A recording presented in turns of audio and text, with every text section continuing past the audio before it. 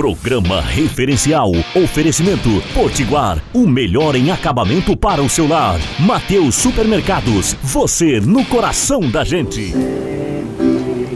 Eternamente, tu has de ser, Senhor, e nada vai mudar, nem deixar de me amar, mesmo pecador.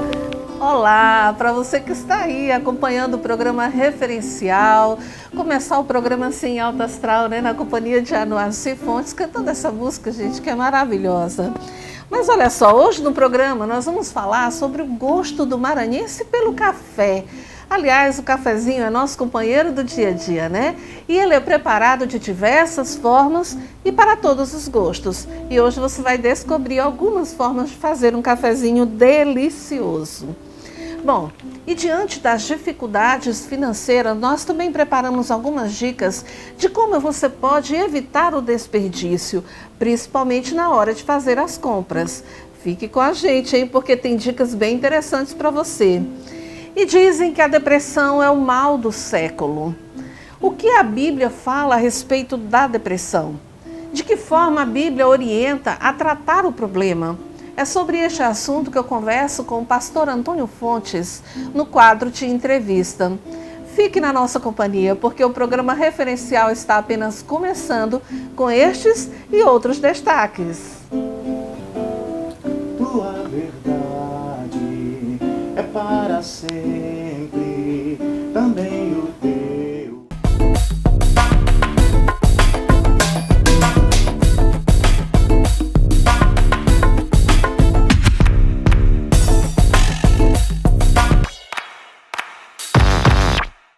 Evitar o desperdício é algo importante a se fazer em tempos difíceis, como por exemplo agora, esse momento em que todos nós brasileiros estamos enfrentando, não é verdade? Olha só, nós preparamos algumas dicas do que você pode estar fazendo no seu dia a dia. Presta atenção. Pesquisar os produtos com calma, buscar a orientação de um vendedor são passos importantes para evitar o desperdício e a compra errada. Ao visitar a loja, é importante que o consumidor explique para o vendedor do que realmente está precisando. Assim, ele vai poder ajudar na compra do seu material. Eles atendem bem, inclusive eu acabei de ter um produto que eu queria que não tem, vai ser trazido de outra loja. O desperdício dói no bolso. Por isso, empresas como a Potiguar investem na qualificação de profissionais que atendem diretamente o consumidor para ajudá-los com a orientação correta. Cada ano que vem passando nesse mercado nosso de material de construção, acabamento, decoração, a gente percebe uma evolução muito grande de produtos com funcionalidades diferenciadas que causam, por exemplo, uma redução de água, que gera uma economia na casa do cliente. Então, na medida que esses produtos vão chegando com esse foco de contribuir mais na casa do cliente, na vida do cliente, aumenta a nossa responsabilidade aqui também. Ter alguém na loja hoje capacitado para te oferecer um atendimento de qualidade, um atendimento direcionado ao tipo de produto e ao tipo de serviço que você precisa na loja é essencial. São várias as formas de evitar o desperdício na hora da compra e na forma de utilizar o material comprado, como, por exemplo, acompanhamento da obra e o armazenamento do material.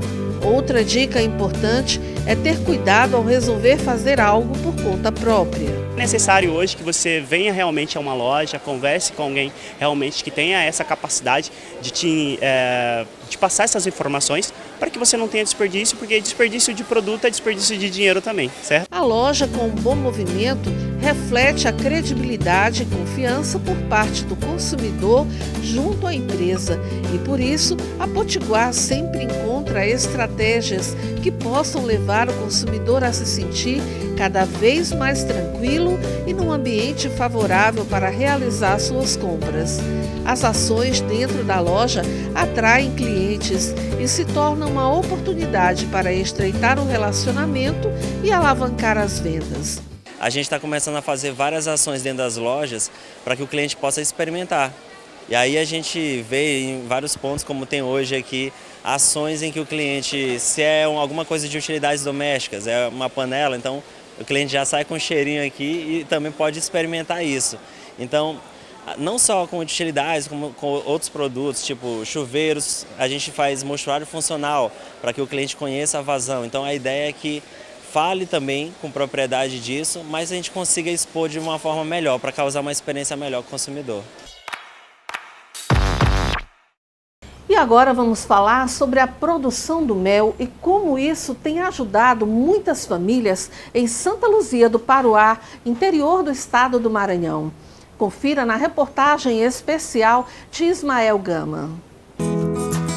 Localizada a 400 quilômetros de São Luís, na região do Alto Turi, Santa Luzia do Paruá tem a Santa Protetora dos Olhos como padroeira da cidade. Por falar em olhos, a menina dos olhos do município é a produção de mel, o que deu à cidade o título de capital maranhense do mel. A região do Alto Turi é a principal região apícola do nosso estado. É lá que está o grande potencial, onde já se desenvolveu bastante. E lá nós temos várias entidades que estão recebendo agora, ainda esse ano, o apoio do governo para poder colocar em funcionamento as suas unidades de beneficiamento de mel. A abelha mais comum na região é a Apis mellifera, conhecida também como africanizada, italiana, braba ou com ferrão, que aproveita a vegetação silvestre comum na região para produzir o mel. O período de colheita começa em julho e termina em setembro. Além da produção do mel, as abelhas cumprem um importante papel para o equilíbrio dos ecossistemas. A polinização das abelhas é fundamental para garantir a alta produtividade e a qualidade dos frutos em diversas culturas agrícolas pelo planeta. A produção de mel em Santa Luzia começou na segunda metade da década de 80, mas só deslanchou a partir de 1996. No início, apenas 6 produtores, com 50 caixas, deram os primeiros passos na atividade. Os resultados da produção e o crescimento da renda familiar contribuíram para atrair novos produtores. A atividade, aos poucos, está deixando seus frutos. Os filhos de agricultores do Alto Turi estão aproveitando para aprender mais sobre apicultura e como melhorar a produção de mel nas propriedades dos pais. Esse grupo, por exemplo, estuda apicultura no IEMA, Instituto Tecnológico do Maranhão, em Santa Luzia do Paruá. A ideia deles é levar mais conhecimento técnico do Instituto para os apiários dos municípios da região e melhorar ainda mais a produção. É uma forma de a gente aprender mais e ajudar a nossa família. Meu pai é apicultor, né?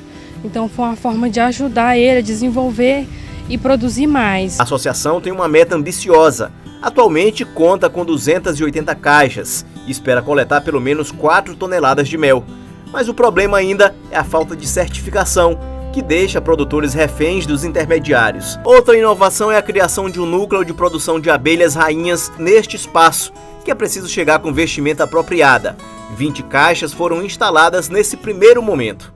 Há 6 meses, os apicultores de Santa Luzia do Paruá iniciaram a produção de abelhas rainhas. A ideia é melhorar a genética das abelhas e aumentar a produção de mel na região do Alto Turi. É um projeto que o Estado está apoiando, né?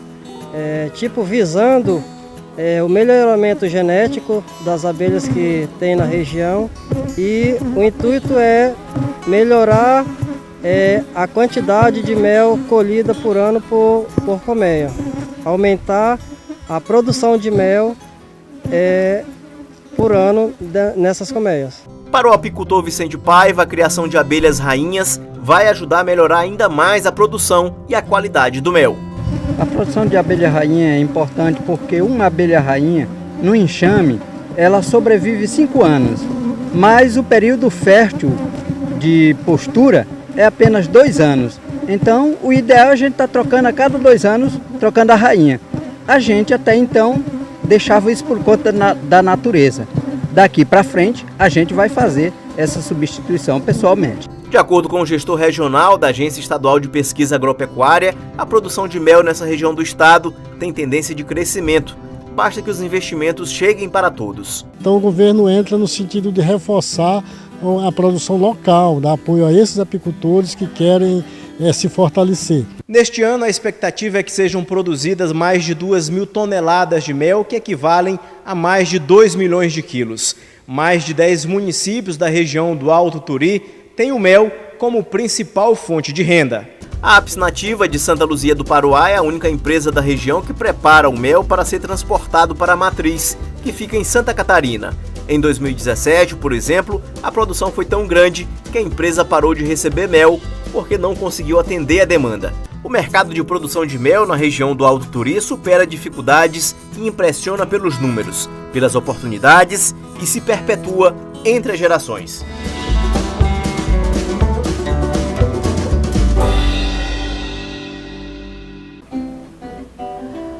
Bom, e agora vamos para um pequeno intervalo comercial, mas na volta eu converso com o pastor Antônio Fontes sobre a depressão, que é considerada um mal do século. A gente vai entender o que a Bíblia fala a respeito deste assunto. Depois do intervalo, eu volto para conversar sobre isso. Até lá, fique na companhia de Janoaci Fontes. Para todo sempre, eternamente, tu has de ser, Senhor, e nada vai mudar, nem deixar de me amar, mesmo pecado.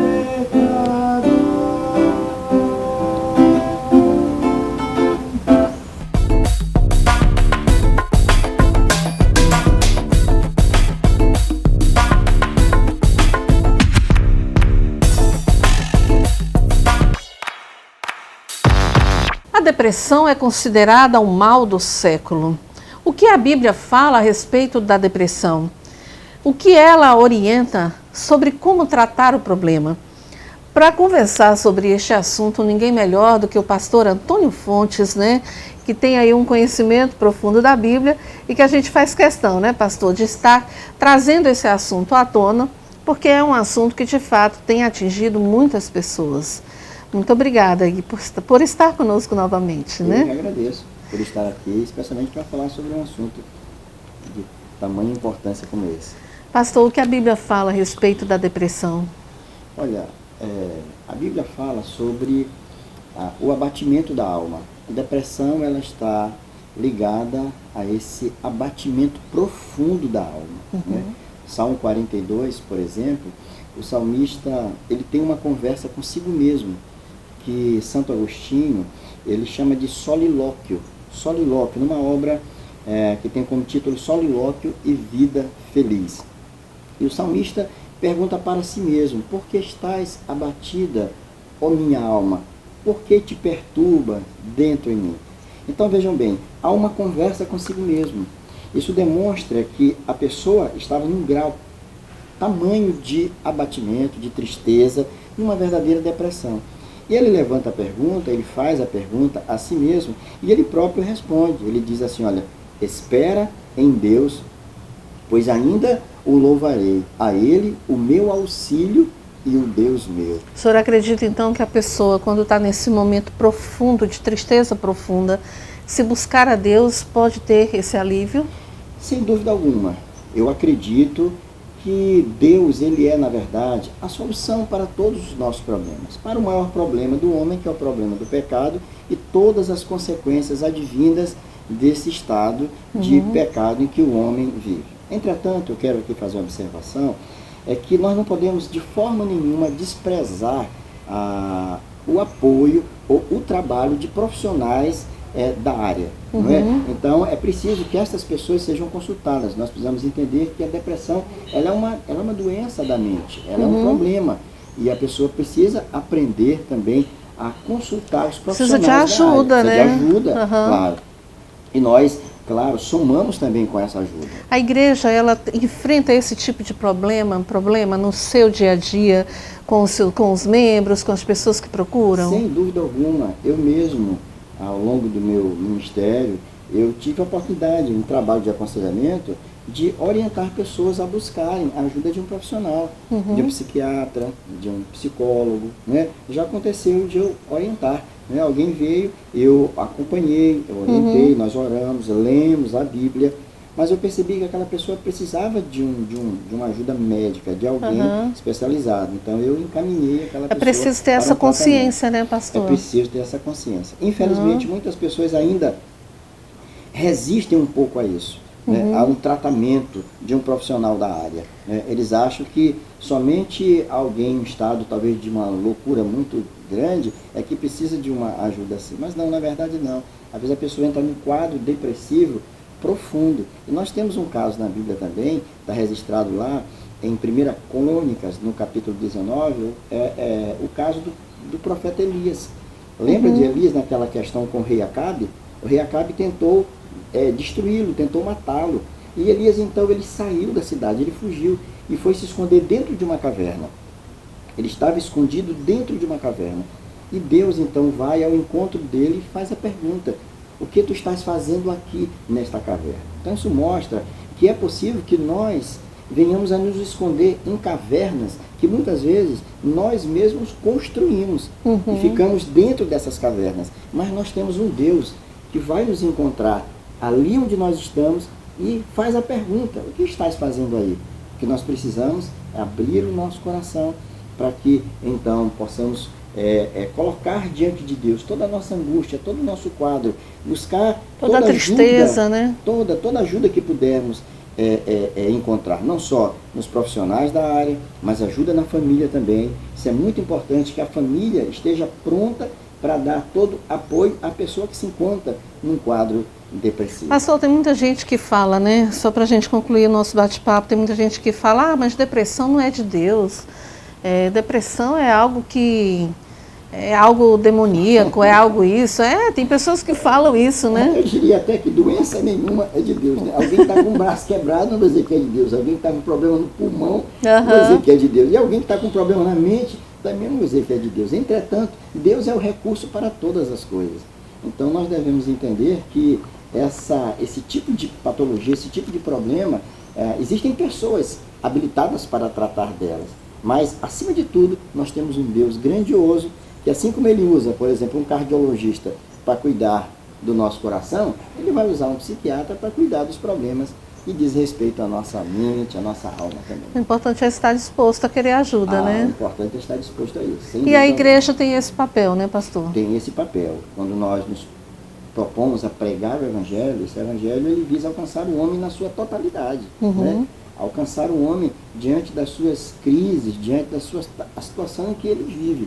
Então o Senhor Jesus, ele na verdade é aquele que perdoa os nossos pecados, restaura a nossa vida, faz de nós novas criaturas e nos dá a força necessária para enfrentarmos as dificuldades do dia a dia. Porque nós havemos de convir também que a vida prepara situações para nós que não foram ensaiadas. E essas situações, elas nos levam muitas vezes a quadros de profundo abatimento e de quadro de profundo estado depressivo também. Bom, pastor, é importante a gente deixar claro, né, nesse nosso bate-papo aqui, que Deus está acima de tudo, né? Acima do terapeuta, acima de qualquer profissional, acima do pastor. O importante é que a pessoa esteja disposta a buscar ajuda para vencer tamanho abatimento da alma, né? Exatamente, eu acho que é esse combinado de forças aí, buscar a ajuda de Deus, buscar a ajuda de um profissional e contar com o apoio da família. Isso é fundamental. Muito obrigada, então, pela sua participação no programa de hoje para tratar de um tema tão importante como é a depressão, né? Muito obrigada. Eu que agradeço e que Deus a todos abençoe. Bom, e a gente vai chamar um pequeno intervalo, mas na volta nós vamos falar sobre o tradicional cafezinho, aquele que todo brasileiro gosta e que é preparado de diversas formas. Então, depois do intervalo, a gente volta para falar sobre esse assunto. Continue na nossa companhia.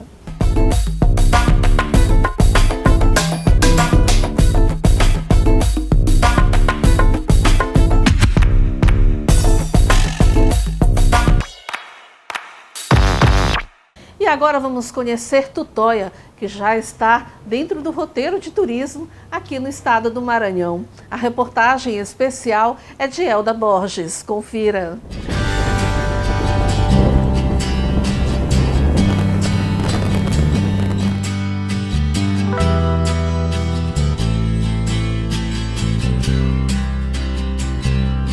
Tutóia tem uma localização privilegiada no litoral do Maranhão. Está bem no meio do roteiro do ecoturismo do estado, entre os Lençóis Maranhenses e o Delta do Parnaíba. Antes era considerado só uma passagem entre Piauí e os Lençóis, mas aos poucos foi se firmando como um roteiro específico. A cidade, com cerca de 6.000 habitantes, ainda não tem tanta divulgação quanto outros pontos famosos, como Barreirinha e Parnaíba, mas já começa a receber os turistas que descobrem que aqui podem encontrar as duas atrações ao mesmo tempo.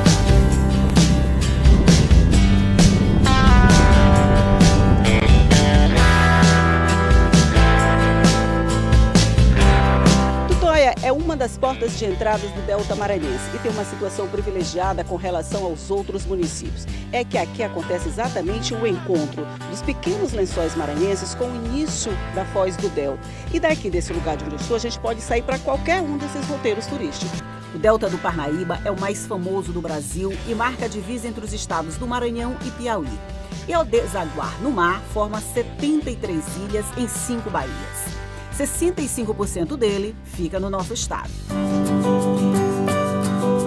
Logo no começo do passeio, a gente fica sabendo que esta baía é um cemitério de navios. Eles são lembranças da época em que o porto daqui era o ponto principal da rota do comércio para as embarcações que chegavam trazendo as mercadorias que abasteciam o comércio local e voltavam levando o sal que era extraído em Tutóia. Só que os bancos de areia eram um obstáculo e tanto para esses navios, e sem conhecer essas particularidades do nosso litoral, acabavam batendo em algum e ficando encalhados. O Aline Costa é um deles. O cargueiro alemão da época da Segunda Guerra Mundial estava carregado de sal quando encalhou. Depois de algum tempo, foi trazido para cá, onde permanece até agora. Temos então nossa viagem pelo Delta até chegarmos à Ilha do Caju.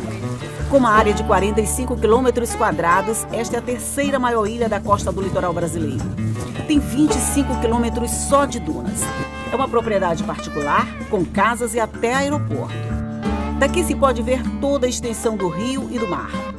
Os períodos entre os meses de dezembro e fevereiro e entre junho e agosto são os preferidos dos turistas estrangeiros. A ilha é considerada uma área de preservação ambiental e é cobrada uma taxa de permanência para ficar por aqui. Mas vamos voltar para o nosso passeio e encarar mais uma vez o mau humor das ondas? E elas não estão para brincadeira mesmo. Mas logo à nossa frente está a Ilha de Coroatá. Com a fome que a gente está sentindo depois desse passeio, esse é o melhor lugar que poderíamos encontrar. Somos recebidos pelo proprietário do local e do restaurante também. O bom é que a gente chega e a comida já está pronta nos esperando. Como havíamos escolhido o cardápio antes, não tem nada de ficar esperando para comer. E olha só os pratos que são servidos. Esse camarão no abacaxi, só de olhar dá água na boca. É um dos carros-chefes do cardápio e posso garantir que não foi escolhido à toa. Os turistas brasileiros adoram, mas os estrangeiros gostam mesmo do peixe grelhado. Tudo bem, os dois dispensam apresentações. Coroatá é pequena, mas tem uma das maiores diversidades de vegetação do Delta do Parnaíba. Em boa parte dos 240 hectares da ilha, os cajueiros crescem tanto que os galhos chegam ao chão e daí vão se formando novas árvores. E assim, o local acabou se transformando em um grande cajual.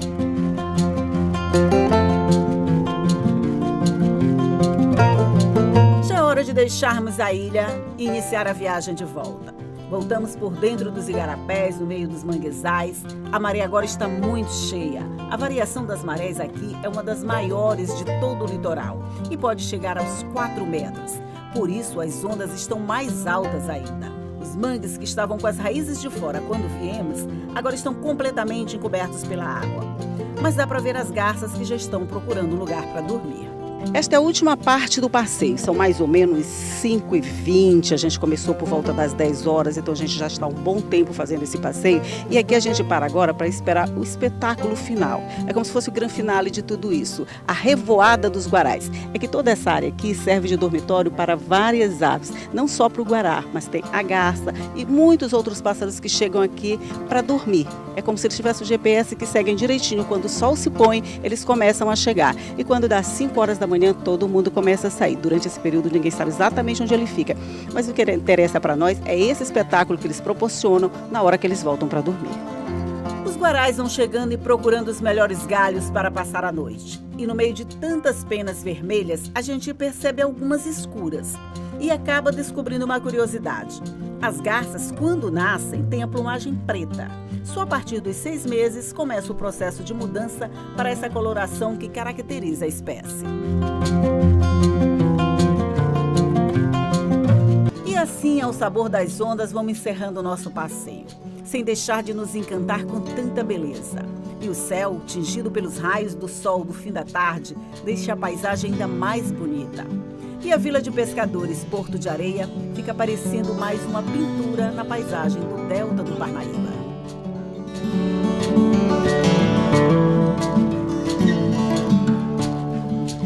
Pois é, em passeios como esse, gente, não pode faltar aquele cafezinho, né? Que, aliás, já é tradicionalmente conhecido de todos os brasileiros. E olha, hoje nós preparamos algumas dicas de como você pode estar preparando aquele cafezinho especial. Presta atenção nessa matéria.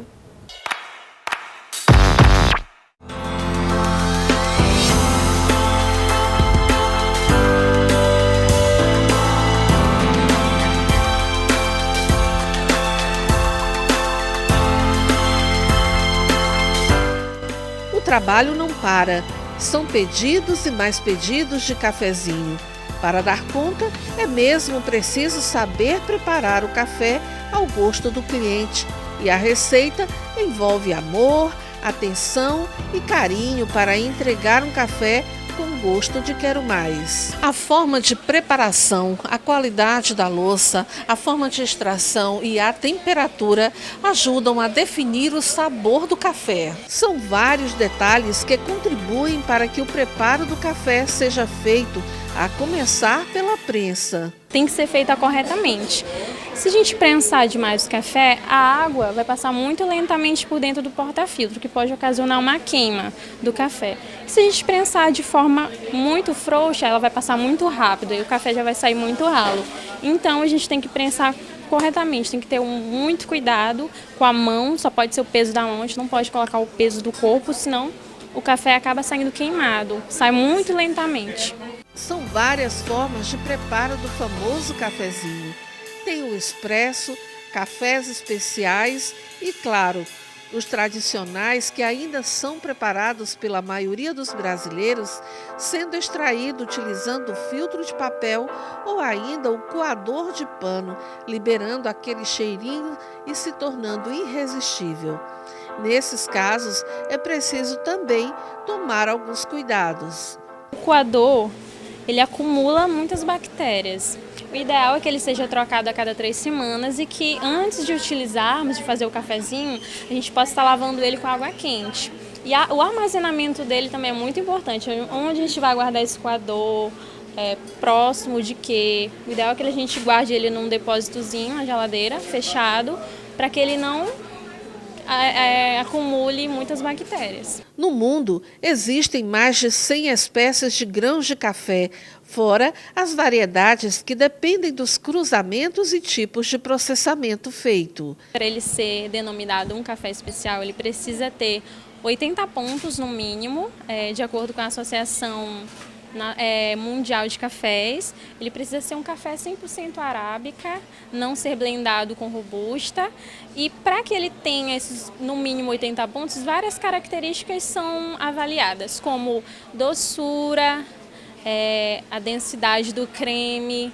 E vários especialistas em cafés provam esse café até que ele seja, digamos, denominado um café especial. Então é bem rigoroso essa seleção. Essa variedade permite a quem prepara essa deliciosa bebida todos os dias, como é o caso das atendentes no Grupo Mateus. A palavra de ordem aqui é caprichar no preparo, criar, inventar. Um exemplo disso é o café vianense, uma mistura de sorvete, creme de leite, licor de chocolate, café expresso e chantilly. Bate no liquidificador e está pronto o café vianense.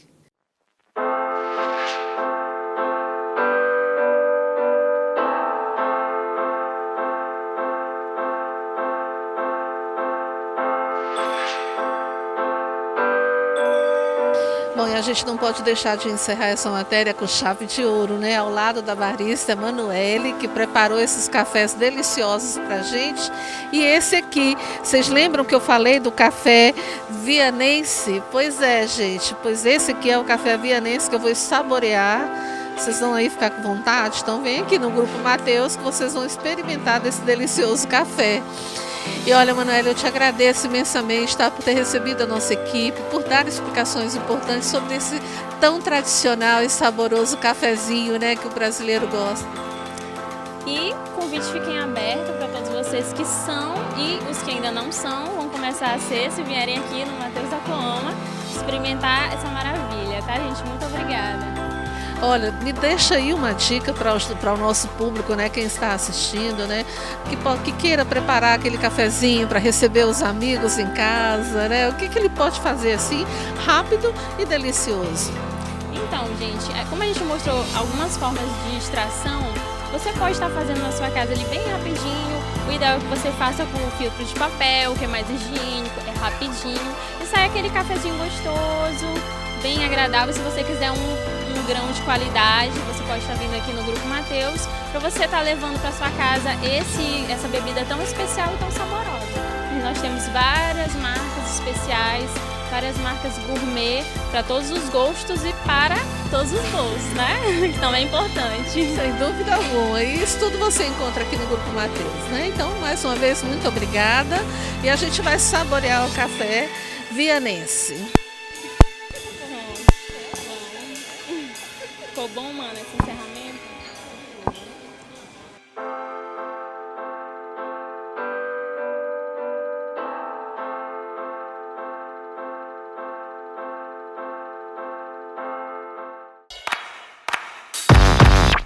Viu aí, gente, como é bom tomar aquele cafezinho? Você aprendeu? Se você quiser rever a matéria, pode acessar aí o canal do programa no YouTube. A matéria está lá à disposição para você, tá certo? Daqui a pouquinho. E olha só, assim, eu fiquei encantada, viu? Porque eu não sou muito fã de café, né? Mas do jeito que foi preparado, eu adorei. E você, gosta de café? Rapaz, eu gosto. Não sou muito chegado, mas do jeito que você falou, eu tô com vontade de ir lá experimentar esse café. Deve ser muito bom, né? Vai lá no Mateus, que o pessoal prepara no capricho aí para você, viu? E nós estamos encerrando o programa referencial de hoje. Lembrando que você pode rever as matérias do programa na nossa página no Facebook ou no canal do programa no YouTube. Interaja conosco também pelo Instagram ou pelo WhatsApp. Muito obrigada pela sua companhia. Fiquem com Deus e até o nosso próximo encontro. A gente encerra com chave de ouro com essa música cantada e tocada por Anuassi Fontes. Para todos sempre, eternamente, tu has de ser, Senhor, e nada vai mudar, nem deixar de me amar, mesmo pecado, tua verdade é para sempre, também o teu amor, e o teu perdão pra mim é sem fim, meu Senhor, grande Salvador.